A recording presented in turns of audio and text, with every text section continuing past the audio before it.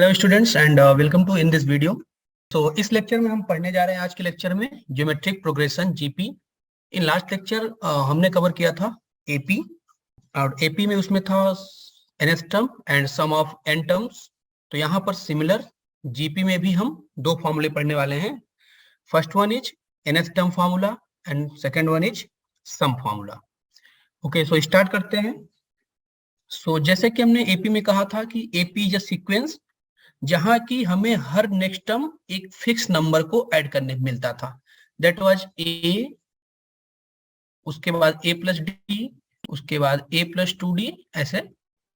तो हर बार हमें एक नंबर को ऐड करने पे प्लस डी करने पर नेक्स्ट टर्म मिल रहा था। ओके, सो यहाँ पे जीपी में क्या है कि हमें हर बार एक नंबर को मल्टीप्लाई करने पे मिलेगा। क्या फर्क है कि पहले हम किसी एक फिक्स नंबर को, दैट वाज डी, कि हम उसको हर बार डी ऐड करते जाते थे तो हमें नया टर्म मिलता जाता था। इस बार क्या है कि हर बार हम एक न्यू सेम नंबर को हर बार मल्टीप्लाई करेंगे। मीन्स पहला टर्म हमारा कहाँ से स्टार्ट होगा? ए से ही स्टार्ट होगा। तो दूसरा टर्म क्या होगा? A are. नेक्स्ट टर्म क्या होगा? A are square. फिर क्या होगा? A R cube and so on. तो हर बार हम एक फिक्स नंबर का मल्टीप्लाई उसके पावर करते जा रहे हैं। पहले ए था, इंटू आर किया, फिर यहाँ पे आर का मल्टीप्लाई तो ए आर स्क्वायर हो गया। ऐसे हम करते जा रहे हैं, ठीक है। ओके, सो हमारा जो फर्स्ट टर्म है वो क्या है? ए है। And common difference is, common difference जो हम बोलते थे वहां पे, यहाँ पे क्या वर्ड हो जाएगा? कॉमन रेशियो, ठीक है। एपी में हमारे पास कॉमन डिफरेंस होता था, यहाँ पे क्या है? Common ratio, that is r. Okay, so AR upon A, that will give R. AR square upon AR, that will give R. AR cube upon AR square, that will give R. So हम जब भी किसी term को उसके preceding term से divide करेंगे तो उसकी जो वैल्यू आएगी वो एक कांस्टेंट होगी, that is common ratio. AP में हम माइनस करते थे, यहाँ पे हम डिवाइड करेंगे। अब हम देखेंगे जीपी के nth टर्म का फॉर्मूला। सो जैसे हमने देखा कि फर्स्ट टर्म हमारा क्या था? A, second term A are square, so on. तो वी वांट nth टर्म, एक जनरल टर्म हमें चाहिए इस जीपी का, ठीक है। तो देखिए फर्स्ट टर्म में कोई आर नहीं है, सेकेंड टर्म में only one r, in third term r square. तो ऐसे ही हर बार जो थर्ड टर्म है, जैसे फर्स्ट टर्म है तो आर टू द पावर कितना है? 0। In second term r to the power कितना है? 1। In third term r square. तो मतलब कि यहाँ पे थर्ड है तो यहाँ पे 2 है, यहाँ पे सेकेंड है तो यहाँ पे 1 है। तो अगर हम nth टर्म बोले टीएन, कुछ लोग टीएन बोलते हैं, कुछ लोग एन बोलते हैं, इसको हम लिख सकते हैं A R to the power n minus 1। This is the formula for nth term of an GP. तो जैसे कि हमने एपी में बोला कि वहां पे अगर हमारे पास फर्स्ट टर्म हो एंड कॉमन डिफरेंस हो तो हम एवरीथिंग फाइंड कर सकते हैं। यहाँ पर भी सेम है। यहाँ पे क्या है? अगर हमारे पास फर्स्ट टर्म ए हो और दूसरा क्या है? कॉमन रेशियो, तो हम किसी भी टर्म को फाइंड कर सकते हैं। तो एक एग्जांपल देखते हैं जीपी का, सिंपल सा एक एग्जांपल देखते हैं।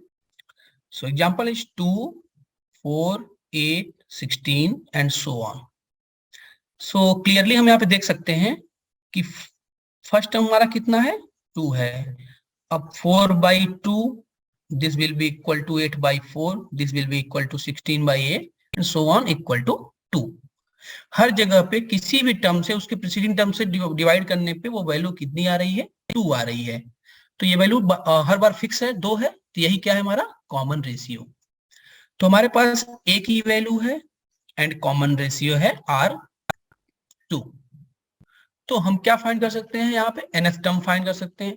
सपोज हमें चाहिए 6 टर्म, तो 6 टर्म हमारा क्या हो जाएगा? A are to the power 5। Okay, तो ए की वैल्यू कितनी है हमारे पास? 2। आर की वैल्यू हमारे पास कितनी है? तो हमारा क्या हो जाएगा? 64।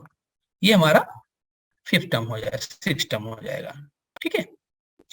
तो इस फॉर्मूले की हेल्प से a are to the power n-1 की हेल्प से हम लोग आराम से फाइंड कर सकते हैं, ठीक है। सो एक क्वेश्चन और देखते हैं। तो कॉन्सेप्ट और अच्छा क्लियर हो जाएगा। तो क्वेश्चन है the third term of a GP, third term of a GP is 4. Okay, third term of GP is 4. Find product of first 5 terms. Okay, so question हमारा क्या है, हमारे पास क्वेश्चन गिवन है कि किसी एक जीपी का जो थर्ड टर्म है वो कितना है, 4 है। तो हमें फाइंड करना है कि फर्स्ट 5 टर्म्स का प्रोडक्ट क्या होगा। ओके, सो पहले क्या मानेंगे, let first term of GP is a. First term को हम हमेशा ए ही कंसीडर करते हैं। एंड कॉमन रेशियो उसको क्या मानेंगे, आर। कॉमन रेशियो को मानेंगे आर। तो फर्स्ट टर्म ए हो गया, कॉमन रेशियो आर हो गया। तो थर्ड टर्म क्या होगा, फॉर्मूले से ए आर स्क्वेयर। अभी हमने देखा कि थर्ड टर्म क्या होगा, a are square, and that is equal to 4। ये हमारा इक्वेशन नंबर 1 हो गया। अब हमें क्या चाहिए, प्रोडक्ट ऑफ फर्स्ट 5 टर्म्स। तो हम क्या करते हैं, पहले फर्स्ट 5 टर्म लिख लेते हैं। पहला टर्म क्या होगा, ए। दूसरा A are square, A R cube, and A R to the power 4। These are first 5 terms. अब इनका हम मल्टीप्लाई कर देते हैं, A into A R square into A R cube into A R to the power 4। तो ये क्या हो जाएगा, ए का मल्टीप्लाई 5 टाइम्स, तो A to the power 5 and R to the power 4 3 7 7 2 9 9 1 10, R to the power 10। और इसको हम क्या लिख सकते हैं, A R square to the power 5। Clear है ये, A are to the power 2 to the power 5। और हमारे पास वैल्यू किसकी है, ए आर स्क्वेयर की, and that is value is 4। तो यहाँ पे हम 4 पुट करेंगे और इसकी power 5। This is the answer. यही हमारा क्या हो जाएगा, आंसर हो जाएगा। जस्ट हमने यूज किया इस डेटा को कि ए आर स्क्वायर की वैल्यू हमारे पास कितनी है। ओके, तो एक क्वेश्चन और देखते हैं। If A1 A2 dot dot A10 are in GP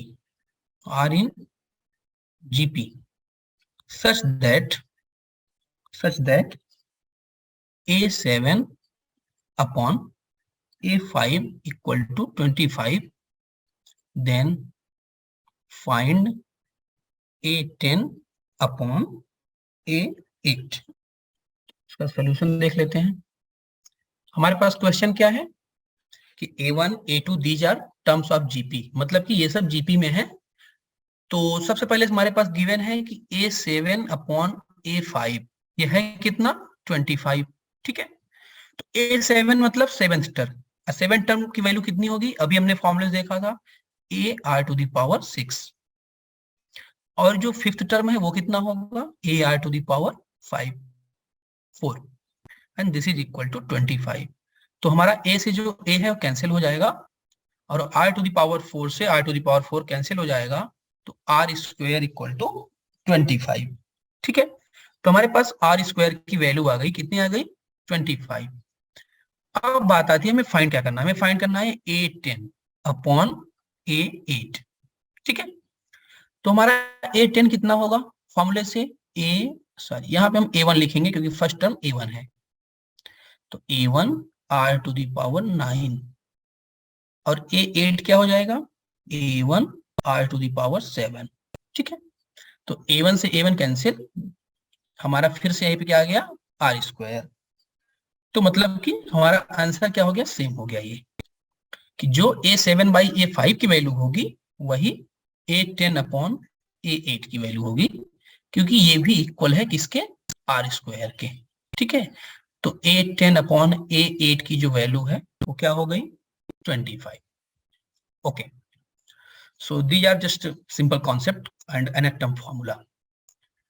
ना इसके आगे अब देखते हैं कि जैसे हमने पढ़ा था अभी कि ए बी और सी अगर 3 नंबर्स हमारे पास एपी में है, ठीक है, एपी में होते थे, तो क्या कंडीशन होती थी कि twice of B equal to A plus C. ये हमारा 3 नंबर्स ए बी सी का एपी में होने का कंडीशन था।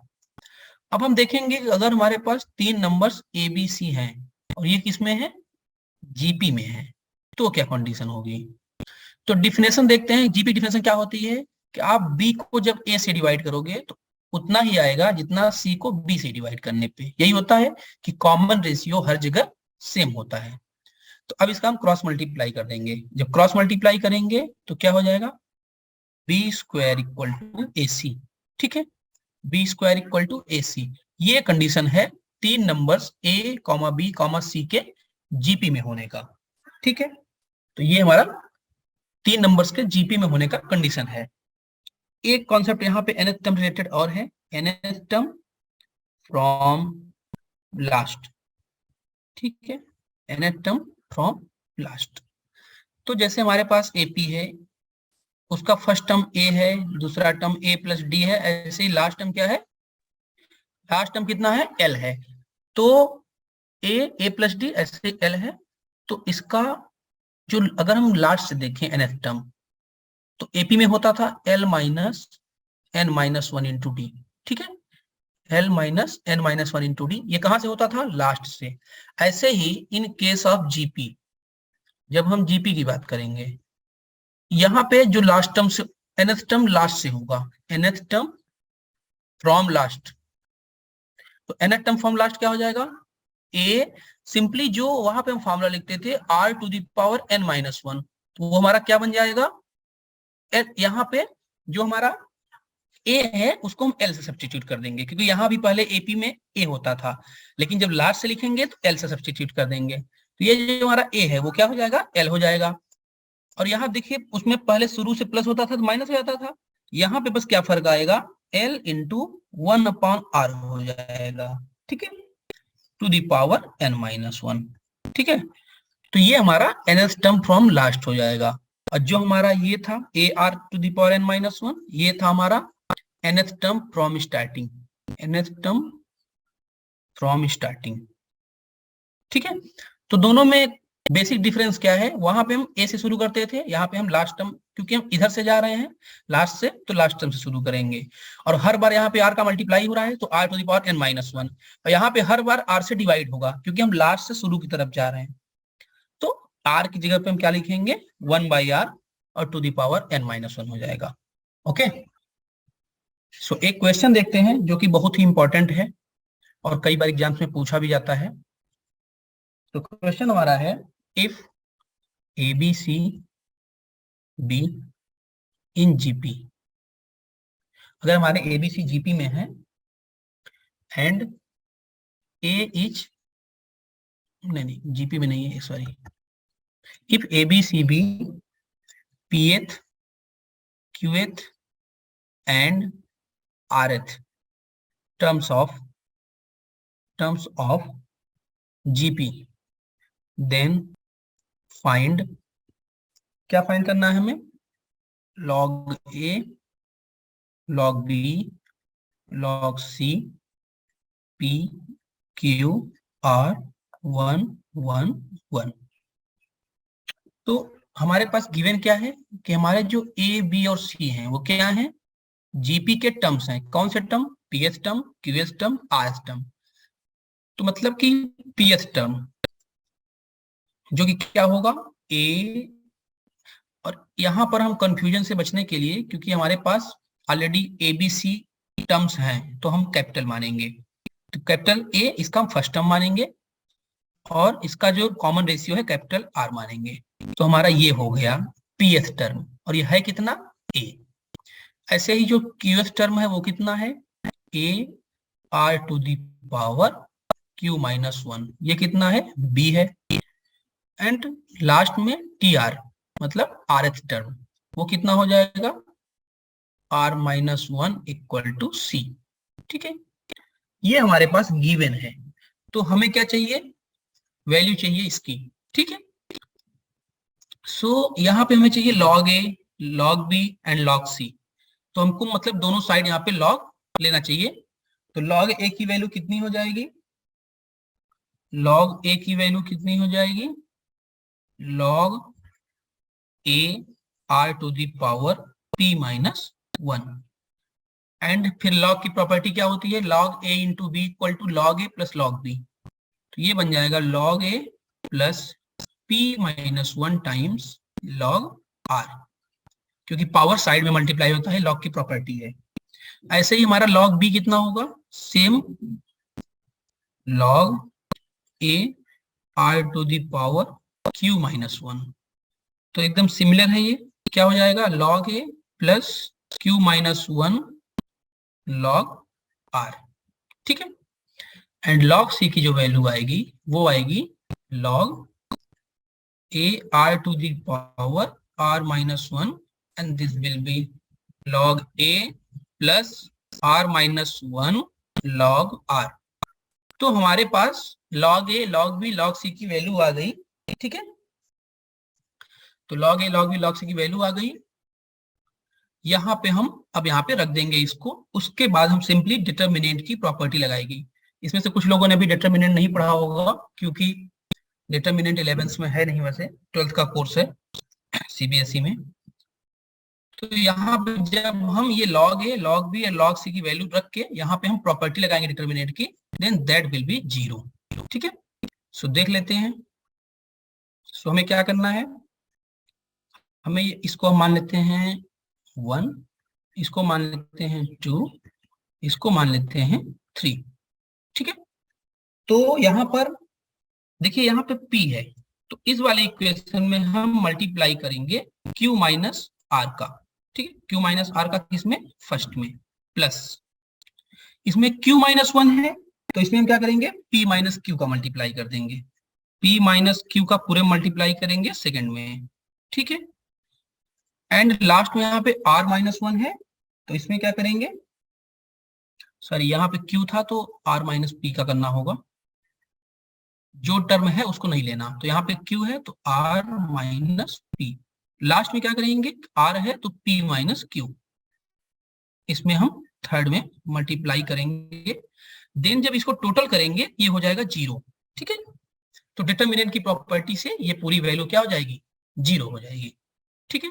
हमें बेसिकली यूज ये था कि यहाँ पे log a log b log c की value with the help of GP यहाँ पे हमें कैलकुलेट करनी थी, और हमने वो कैलकुलेट किया with the help of formula, nth term formula, okay. So एक क्वेश्चन और करते हैं इस पे। Let a1 a2 dot dot dot an be in GP, ये सभी टर्म है जीपी के, such that a4 by a6 equal to 1 by 4 and a2 plus a5 equal to 216, find a1, ठीक है। तो हमारे पास गिवन क्या है, हमारे पास गिवन है कि a4 बाई a6, तो a4 हमारा कितना होगा, a4 बाई a6, तो a4 कितना होता है a1 इंटू r क्यूब, ठीक। और a6 कितना होता है a1 into r to the power 5, and this will be equal to 1 by r square, and this is given 1 by 4। तो हमारे पास 1 बाई r स्क्वायर की वैल्यू कितना आ गया, 1 बाई 4। तो यहां से हम इसको क्या लिख सकते हैं, r स्क्वायर की वैल्यू कितनी है 4, तो r की वैल्यू प्लस माइनस 2। तो हमें यहाँ से कॉमन रेशियो मिल गया, r की वैल्यू कितनी आ गई, प्लस माइनस 2, ठीक है। अब हमें क्या गिवन है कि a2 प्लस a5 की जो वैल्यू है वो कितना है 216, ठीक है।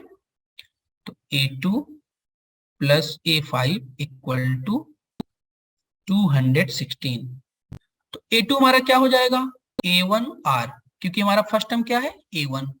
ऐसे ही a5 क्या हो जाएगा, फर्स्ट टर्म a1 है तो r to the power 4 equal to 216, ठीक है। तो सिंपली यहाँ पे a1 हमारा कॉमन है, तो r plus r to the power 4 equal to 216, clear है ये। हमें क्या चाहिए, हमें a1 चाहिए, ठीक है। तो अब यहाँ पे r की वैल्यू हमारे पास प्लस 2 भी है और r की वैल्यू हमारे पास माइनस 2 है, जब हम r की वैल्यू को 2 पुट करेंगे, ठीक है, तो ये क्या हो जाएगा, a1 2 plus 2 to the power 4 equal to 216, ठीक है। तो a1 इंटू ये कितना हो जाएगा 18 इक्वल टू 216। तो जो a1 की वैल्यू है वो कितनी आ गई, 216 बाई 18। 18 1 जा 18, 18 2 जा 36। तो a1 की जो वैल्यू आ गई, एक वैल्यू तो आ गई 12, एक वैल्यू कितनी आ गई 12। और जब हम r की वैल्यू रखेंगे -2, r की वैल्यू -2, तो क्या होगा, a1 -2 प्लस 16 इक्वल टू 216। तो यहां से हमारी a1 की वैल्यू आ जाएगी 216 अपॉन 14, ठीक है। ये हमारी एक वैल्यू a1 की और आ गई। तो a1 की कितनी वैल्यू हुई, दो वैल्यू हुई, एक हुई a1 की वैल्यू 12 और एक वैल्यू हुई 216 अपॉन 14। तो हमने इसमें बेसिक यूज क्या किया, जस्ट nth टर्म फार्मूला का यूज किया। a4 की जगह पे सिंपली a1 r क्यूब और a6 की जगह पे a1 r to the power 5 यहाँ पे पुट किया। और ऐसे ही a2 प्लस a5 जो हमारे पास इक्वेशन गिवन था, पहले कंडीशन से हमारे पास r की वैल्यू आ गई, हमने वही r की वैल्यू सेकंड कंडीशन जो हमारे पास आई थी वहां पे पुट कर दिया, तो उससे हमारा a1 की वैल्यू कैलकुलेट होगी, ठीक है। अब एक क्वेश्चन हम करेंगे जो कि जेईई मेंस में पूछा गया है। क्वेश्चन काफी इजी है, ठीक है। क्वेश्चन है, in a GP of positive terms, positive terms का मतलब जीपी के सारे टर्म पॉजिटिव हैं। In a GP of positive term any term, any general term is equal, any general term is equal to the sum of the next two terms, then find common ratio। इस question में हमारे पास दो चीजें हैं, एक तो शुरू में ही जो लिखा हुआ है कि पॉजिटिव टर्म्स, इसका भी हमें यूज करना पड़ेगा, जो कि लिखा हुआ है पॉजिटिव टर्म, और उसके बाद जो कंडीशन, जिसमें क्या लिखा है कि कोई भी जनरल टर्म, सपोज मान लीजिए हम an की बात करते हैं, an ये किसके इक्वल है, sum of the next two terms. तो an, फिर इसके बाद कौन सा टर्म आएगा, an+1, उसके बाद कौन सा आएगा an+2। तो जो हमारा an है वो किसके इक्वल है, an+1 और एंड प्लस an+2, इसके इक्वल है, ठीक है। तो हमारा ये क्या है, an nth टर्म है, that is ar to the power n-1, ये क्लियर है। ऐसे ही ये कितना हो जाएगा हमारा ar to the power n, और आगे क्या हो जाएगा ar to the power n+1। तो हमने nth टर्म का फॉर्मूला यहाँ पे अप्लाई किया, जिससे हमने सारी वैल्यूज यहाँ पे फाइंड की, an की, an+1 की, an+2 की। अब यहाँ पे हर जगह a है तो a को कॉमन लेके कैंसिल कर देंगे, तो क्या बचेगा r to the power n plus r to the power n+1, ठीक है। अब हम क्या करेंगे, r to the power n-1 यहाँ पे कॉमन है, r to the power n-1 यहाँ पे कॉमन ले लेते हैं, तो क्या बचेगा हमारे पास r प्लस r स्क्वेयर, ठीक है। तो ये हमारा कैंसिल हो जाएगा, फिर क्या बचेगा इक्वल टू 1, ठीक है। तो r square plus r-1 equal to 0। ये हमारे पास r में एक क्वाड्रेटिक इक्वेशन आ गया, क्या आ गया, quadratic equation in r, quadratic equation in r। तो हमारे पास r में एक क्वाड्रेटिक इक्वेशन आ गया। अब हम क्या करेंगे, इसमें with the help of quadratic formula r की वैल्यू फाइंड करेंगे। तो r क्या हो जाएगा, क्वाड्रेटिक फार्मूला क्या होता है, -b plus minus under root b square minus 4ac upon 2a। तो r की वैल्यू क्या हो जाएगी, -1 प्लस माइनस अंडर रूट 1 प्लस 4 अपॉन 2। तो आर की वैल्यू हमारी आ गई -1 प्लस माइनस √5/2। अब क्वेश्चन ये है कि हम कौन सी वैल्यू यहाँ पे आर की लें, प्लस वाली कि माइनस वाली। जब हम प्लस को कंसीडर करेंगे तो क्या आएगा, -1 प्लस √5/2। और ये हमारा कॉमन रेशियो पॉजिटिव होगा क्योंकि √5 की वैल्यू -1 से ज्यादा होती है। तो this is the correct answer. ठीक है, -1 प्लस √5/2। लेकिन अगर हम नेगेटिव लेंगे तो हमारा कॉमन रेशियो नेगेटिव हो जाएगा। लेकिन हमने पहले ही बात कर रखी है कि सारे टर्म्स हमारे क्या हैं, पॉजिटिव, तो हम इसको नहीं ले सकते। So this is the correct answer, -1 plus √5/2। ठीक है, ओके। सो हमने जस्ट जनरल टर्म फॉर्मूले का यूज किया और यहाँ पे आर की वैल्यू फाइंड की। तो फाइनल आंसर क्या है, -1 प्लस √5/2। ओके, सो एक क्वेश्चन लास्ट करते हैं इसमें, उसके बाद हम लोग नेक्स्ट कॉन्सेप्ट अपने बढ़ेंगे। ठीक है, सो ये क्वेश्चन देख लेते हैं।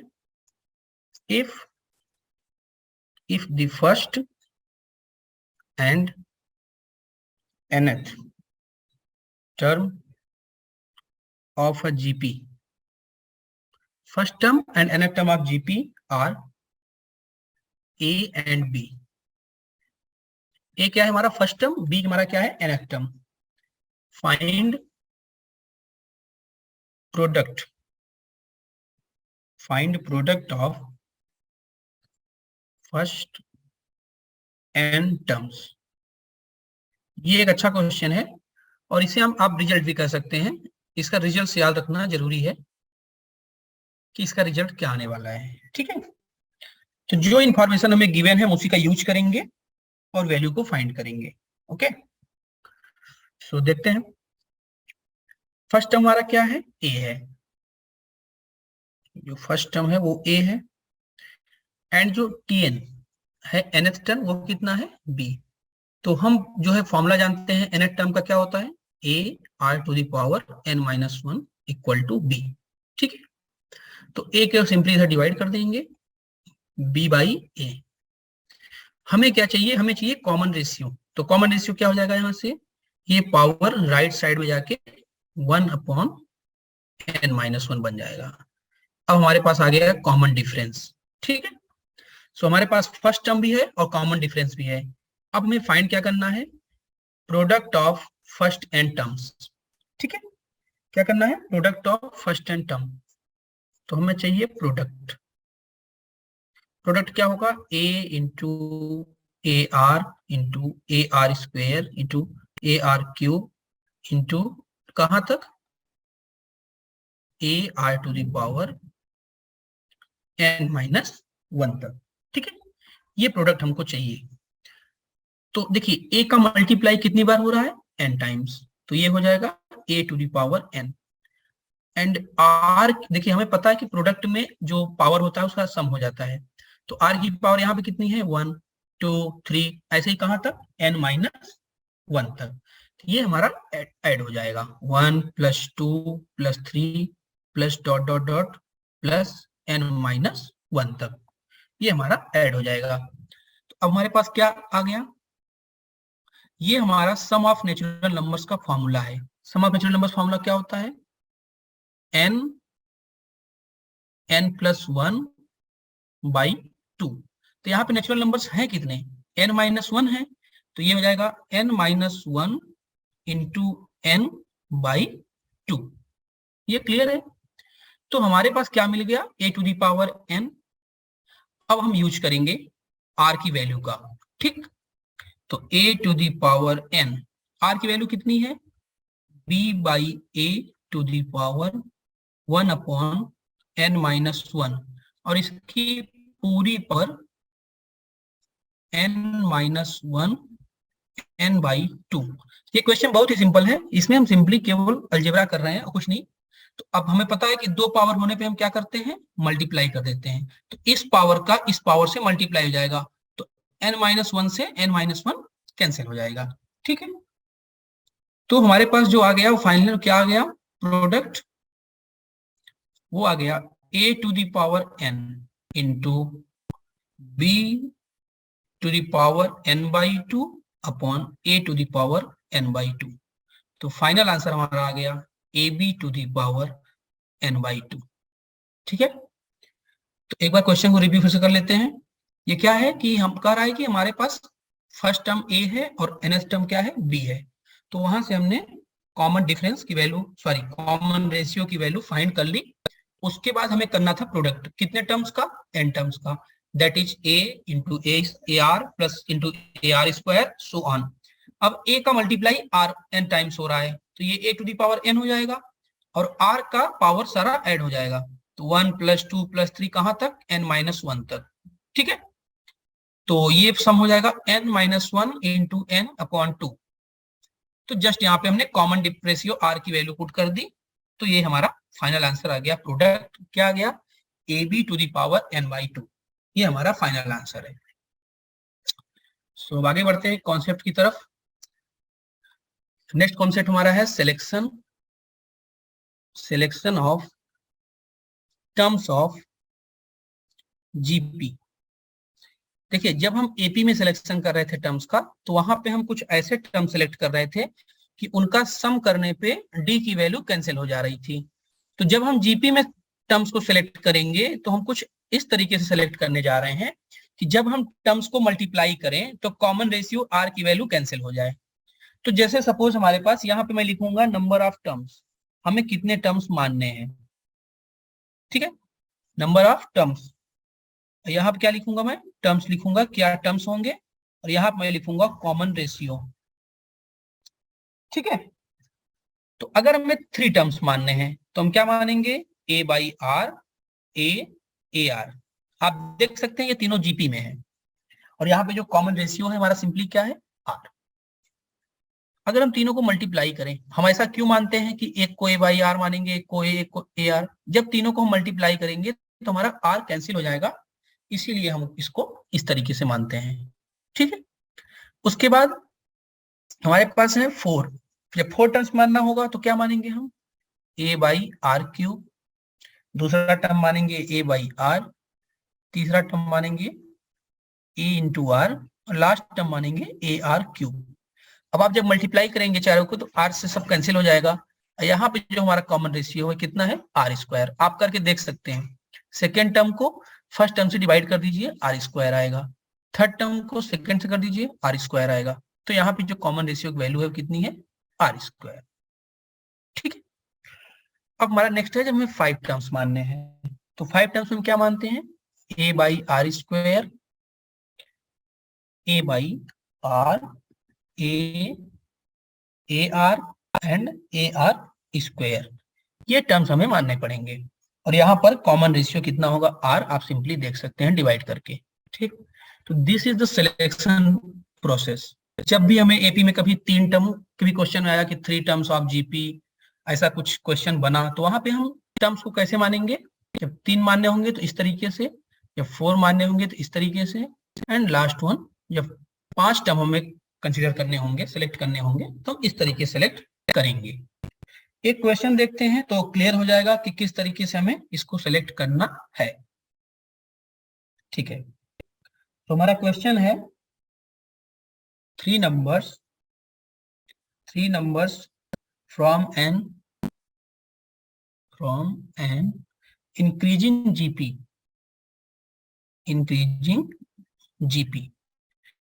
एक जीपी है जो कि लगातार कंटिन्यूसली बढ़ रही है, इंक्रीज कर रही है।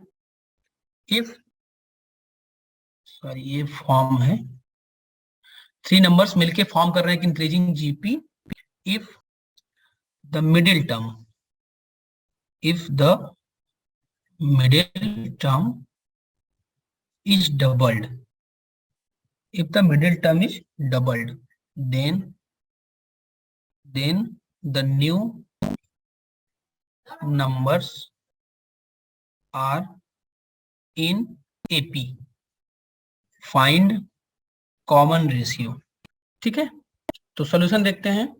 इसमें क्या कर रहा है कि 3 नंबर्स जो है एक इंक्रीजिंग जीपी बना रहे हैं, तो आगे के जो एक प्रोसेस है कि मिडिल टर्म्स को डबल कर दें या जो भी है, उसके पहले हमें एज्यूम करना पड़ेगा जीपी के टर्म्स को।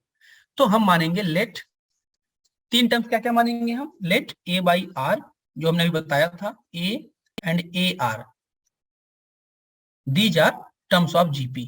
ठीक है, अब इसने क्या बोला कि मिडिल टर्म को हम कर दें डबल। ठीक है, तो मिडिल टर्म को जब डबल कर देंगे तो ये क्या बन जाएगा, A by R, 2a and A R. तो ये पहले था हमारा जीपी में।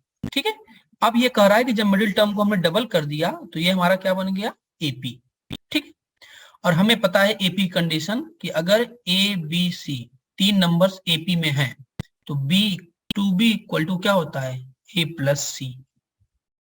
ठीक है, सो यहां पर 2 times of 2a equal to क्या हो जाएगा, A by are plus A R.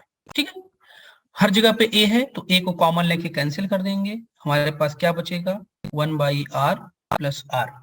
ठीक है, तो यहां से हमारा एक क्वाड्रेटिक इक्वेशन बनने जा रहा है, इक्वल्स 0। तो r minus r square minus 4r plus 1 equal to 0। So r की वैल्यू क्वाड्रेटिक फॉर्मूले से हम यहाँ पे निकालेंगे। ठीक है, तो क्या हो जाएगा, 4 plus minus under root 16 minus 4 upon 2, that is 2 plus minus under root 3। अब यहाँ पे लास्ट क्वेश्चन है हमारा कि हम प्लस लें कि माइनस। तो क्वेश्चन में क्या लिखा है, इंक्रीजिंग जीपी, मतलब जीपी लगातार बढ़ रही है, इसका मतलब इसका जो कॉमन रेशियो है वो 1 से ज्यादा है। कॉमन रेशियो क्या है, क्योंकि हम हर बार अगले टर्म के लिए आर का मल्टीप्लाई करते जाते हैं, तो इंक्रीजिंग जीपी कब बनेगी, जब कॉमन रेशियो 1 से ज्यादा हो, क्योंकि 1 से कम होगा तो उसका स्क्वायर क्यूब जैसे जैसे करते जाएंगे वो नंबर और कम होता जाएगा। तो यहाँ पे हम वो वैल्यू लेंगे जो 1 से ज्यादा हो, तो आर की वैल्यू हम कौन सा लेंगे, प्लस वाला, 2 plus root 3। This is the answer, क्योंकि ये वैल्यू जो है 1 से ज्यादा है। लेकिन अगर हम माइनस कर देंगे तो वो 1 से कम हो जाएगा और वो एक्सेप्टेबल नहीं होगा हमारे लिए, क्योंकि इंक्रीजिंग जीपी बना रहा है। तो देखिए यहाँ पे हमने यूज देखा कि जो टर्म्स मानने का है उसका यूज कैसे करेंगे। A by are, A r हमने शुरू माना, फिर क्या हो गया, 2 times 2a equal to a by are plus A R. ठीक है, ओके। सो एक क्वेश्चन और देखते हैं। ये क्वेश्चन काफी फेमस क्वेश्चन है, जब हमें एपी जीपी और पॉलिनोमियल्स को कनेक्ट करके क्वेश्चन पूछता है। If the roots of the cubic equation क्या बोल रहा है, if the roots of the cubic equation, हमारे पास इक्वेशन क्या है, ax क्यूब, जनरल इक्वेशन जो होता है हमारा क्यूबिक का, ax square plus c x plus d equal to 0, are in GP, then so that हमें क्या दिखाना है कि सी क्यूब ए की जो वैल्यू होगी वो इक्वल होगी बी क्यूब डी के। ठीक है, तो इसका सॉल्यूशन देख लेते हैं। हमें बोल रखा है कि ये जो इसके रूट्स हैं वो कहाँ हैं, जीपी में है। तो रूट्स को हम सबसे पहले क्या मानेंगे, लेट, जो हमने भी कंसीडर किया था, एक को मानेंगे ए बाई आर, दूसरे को मानेंगे ए और तीसरे को मानेंगे ए आर। यहाँ पे हमने कैपिटल माना है सब कुछ, क्योंकि यहाँ पे स्मॉल ऑलरेडी क्वेश्चन में गिवन है, तो कंफ्यूजन से बचने के लिए हम क्या करेंगे, कैपिटल मान लेंगे सारे लेटर्स को। ये हमारे क्या है, रूट्स हैं। ठीक, ये किसमें है, जीपी में है। ठीक है, चलिए, तो यहाँ पे हम पहले बता रखे हैं कि हमें आर को किसी तरह हटाना है। आर को हटाने का मतलब है हम तीनों को मल्टीप्लाई कर दें। इसका मतलब हमें मल्टीप्लीकेशन ऑफ रूट्स, जो रूट्स का मल्टीप्लाई का फॉर्मूला होता है वो लगाना पड़ेगा। तो जो प्रोडक्ट ऑफ रूट्स होता है वो यहाँ पे क्यूबिक के लिए वो क्या हो जाएगा, प्रोडक्ट ऑफ रूट्स वो क्या होता है, माइनस डी बाई ए। ठीक है, ये क्यूबिक के लिए है माइनस डी बाई ए। तो चलिए मल्टीप्लाई कर देते हैं, A by R into A R equals to minus D by A. तो आर से आर तो कैंसिल होना ही है, तो हमारे पास क्या आ गया, ए क्यूब की वैल्यू कितनी आ गई, माइनस डी बाई ए। ठीक है, तो हमें यहां से ए की वैल्यू फाइंड कर लेनी है। कितनी हो जाएगी? 1/3। ठीक, अब बात आती है इस ए की वैल्यू को हम पुट कहाँ करेंगे। ए की वैल्यू तो हमने फाइंड कर लिया, हमें तो ये प्रूफ करना है। तो देखिए ए इसका क्या है? रूट है। किसका? इस क्यूबिक पॉलिनोमियल का। तो अगर ये इसका रूट है तो इसको सेटिस्फाई करेगा। तो इसमें हम जहां जहां एक्स है वहां पे कैपिटल ए रख देंगे, क्योंकि रूट हमेशा इक्वेशन को सेटिस्फाई करते हैं। तो रख देते हैं, तो क्या हो जाएगा? ए क्यूब प्लस बी ए स्क्वायर प्लस सी ए प्लस डी इक्वल्स 0। ठीक है, तो हमने यहाँ पे ए की वैल्यू जहां जहां एक्स था, क्योंकि ए कैपिटल ए रूट है, तो वहां पे रख दिया। अब हमारे पास जो ये इंफॉर्मेशन है इसको हम यूज करेंगे। ठीक है, तो पहले ए क्यूब कितना है? जल्दी से माइनस डी बाई ए। ठीक है, प्लस ए स्क्वायर कितना हो जाएगा हमारा? ए स्क्वायर हो जाएगा हमारा 2/3। ठीक है, सी ए की वैल्यू कितनी है? Minus D by a to the power 1/3 and plus d equal to 0।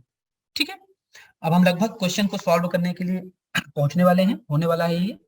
ठीक है, तो ये हमारा हो जाएगा बी टाइम्स क्या हो जाएगा? D by a to the power 2/3। ठीक है, d by to the power 2/3 equal to c times d by a to the power 1/3। और इसको जब हम कैंसिल करेंगे पावर को, तो हमारे पास सिंपली क्या आ जाएगा?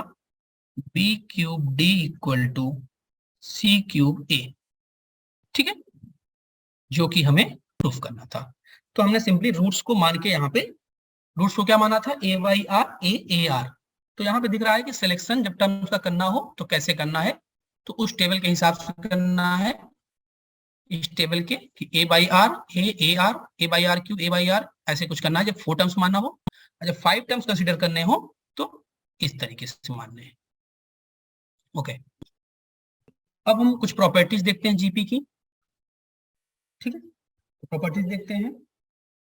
तो पहली प्रॉपर्टी है हमारी, इफ, जैसे हमने एपी में पढ़ा था कि अगर पूरी एपी में किसी एक कांस्टेंट नंबर का प्लस कर दे या माइनस कर दे हर टर्म्स में, तो वो स्टिल एपी ही रहती है और कॉमन डिफरेंस में कोई चेंज नहीं आता। तो वहां पे हम प्लस और माइनस करते थे, यहाँ पे रेशियो की बात है तो हम मल्टीप्लाई एंड डिवाइड की बात करेंगे। तो if all terms of a GP be multiplied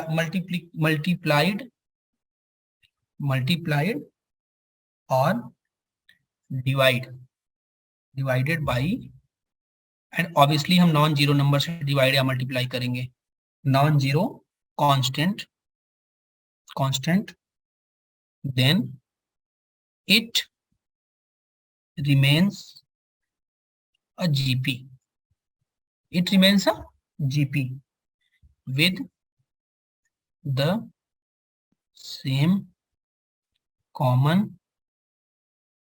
ratio. ये हमारी प्रॉपर्टी है, इसको देख लेते हैं। सपोज हमारे पास कोई एपी है ए आर स्क्वायर ऐसे। ठीक है, तो इसमें अगर हमने किसी नंबर का मल्टीप्लाई किया, सपोज हमने के का मल्टीप्लाई कर दिया, सभी टर्म्स में के का मल्टीप्लाई कर दिया, तो अब भी ये क्या है? जीपी है। क्यों? क्योंकि आप जब सेकेंड से को फर्स्ट से डिवाइड करेंगे, थर्ड को सेकेंड से डिवाइड करेंगे एंड सो ऑन, हमेशा हमारा क्या आएगा? आर आएगा, कॉमन रेशियो फिक्स है। तो के से मल्टीप्लाई करने पे कोई फर्क नहीं पड़ेगा। ऑब्वियसली हमारा के यहाँ पे नॉन जीरो नंबर है, के को हम जीरो नहीं ले सकते, नहीं तो सारे टर्म्स क्या हो जाएंगे? जीरो हो जाएंगे। ठीक है, ओके, नेक्स्ट प्रॉपर्टी की तरफ बढ़ते हैं। दूसरी प्रॉपर्टी क्या है कि the reciprocal of the terms of a given GP, reciprocal of the terms of a given GP also form GP. ये कह रहा है कि अगर जो जीपी के टर्म्स हैं अगर उनको सबका हम रेसिप्रोकल कर दें स्टिल वो जीपी फॉर्म करेगा। तो फर्क क्या आएगा? फर्क आएगा उसके कॉमन रेशियो में। देख लेते हैं, जैसे हमारे पास एक जीपी ले लेते हैं 2, 4, 8, 16 सो ऑन। ठीक है, ये हमारा क्या है? जीपी। और यहाँ पे कॉमन रेशियो कितना है? कॉमन रेशियो हमारा 2 है। अब इसको अगर हम कर दें 1/2, 1/4, 1/8, 1/16 सो ऑन, तो अब भी ये क्या है? जीपी है। क्या है? जीपी। बस यहाँ पे कॉमन रेशियो हमारा बदल गया और फर्स्ट टर्म भी चेंज हो गया। कॉमन रेशियो आप कितना हो जाएगा? 1/4/1/2, दैट इज 1/2। तो अगर सारे टर्म्स का रेसिप्रोकल कर देंगे स्टिल वो जीपी ही रहेगी, बस चेंज क्या होगा? Common ratio. ठीक। नेक्स्ट है हमारा कि 3 numbers will be in GP if b square equal to AC। तो वो तो हम ऑलरेडी कंसिडर देख चुके हैं कि ABC जीपी में होंगे अगर b square equal to AC। ये कंडीशन है ABC आर इन जीपी। ठीक है, ये तीसरा है। नेक्स्ट प्रॉपर्टी है ज्योमेट्रिकल मीन के बारे में। ज्योमेट्रिक मीन, देखिए जैसे हम अर्थमेटिक मीन निकालते हैं नंबर्स का, वैसे ही हम यहाँ पे ज्योमेट्रिक मीन निकालते हैं। ठीक है, अगर 2 नंबर का हम अर्थमेटिक मीन AM की बात करें, ठीक है, तो वो कितना आता है? A+B/2 आता है। ठीक है, उसी तरह जब हम ज्योमेट्रिक मीन की बात करते हैं 2 नंबर्स के, तो वो आता है A × B⁻², जिसको हम बोलते हैं √/AB।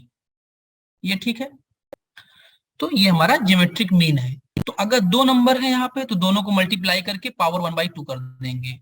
और अगर हमें ज्योमेट्रिक मीन मान लीजिए n नंबर्स का निकालना है, कितने नंबर्स का? A1, A2, AN। अगर हमें इनका ज्योमेट्रिक मीन चाहिए तो हम क्या करेंगे? सभी को मल्टीप्लाई कर देंगे, A1, A2 into dot dot कहां तक? AN तक। लेकिन पावर इस बार क्या हो जाएगी? 1/n। ये होगा हमारा ज्योमेट्रिक मीन। ठीक है, तो इस तरीके से सारे नंबर्स को प्रोडक्ट करके जितने नंबर्स होंगे उसकी पावर उस हिसाब से हो जाएगी। 2 नंबर्स थे तो पावर 1/2, 3 नंबर्स होंगे तो पावर 1/3, n नंबर्स होंगे तो पावर 1/n। अब यहाँ पे हम डिस्कस कर लेते हैं थोड़ा सा AM और GM के रिलेशन के बारे में कि AM और GM का क्या रिलेशन होता है। तो हमारा जो क्लेम है वो ये है कि AM की value is always greater than equal to GM। ठीक है, तो देख लेते हैं। हमें पता है कि किसी नंबर का जो होल स्क्वायर होता है, ठीक है, वो हमेशा ग्रेटर देन और इक्वल टू 0 होता है। अब A - B का हम होल स्क्वायर अप्लाई कर देते हैं तो क्या हो जाएगा? ऑब्वियसली A और B दोनों 0 से बड़े हैं क्योंकि हम स्क्वायर रूट ले रहे हैं। तो क्या हो जाएगा? A+B-2√/AB इज ग्रेटर देन और इक्वल टू 0। तो A+B इज ग्रेटर देन और इक्वल टू 2√/AB। क्लियर? तो A+B/2 कितना हो जाएगा? √/AB। और ये हमारा क्या है? AM। और ये हमारा क्या है? GM। तो AM is always greater then और इक्वल टू GM। आप देख सकते हो जैसे हमारे पास 2 नंबर्स हैं 4 और 9। ठीक है, अगर इसका हम AM निकालें तो हमारा AM कितना आएगा? 4 + 9/2 दैट इज 13/2। और अगर इसका हम GM निकालें तो क्या आएगा? 4 × 9⁻½ दैट इज 6। और 13/2 हमेशा 6 से ज्यादा है। तो हमारा जो AM की वैल्यू आएगी वो हमेशा GM से ग्रेटर देन इक्वल आएगी। ओके, सो आज के लेक्चर में यही तक। इसके आगे हम डिस्कस करेंगे नेक्स्ट लेक्चर में। उसमें हम पढ़ेंगे 1-2 प्रॉपर्टी जीपी की और देखेंगे और उसके बाद हम चलेंगे फॉर्मूले पे, sum of n terms of GP. Thank you.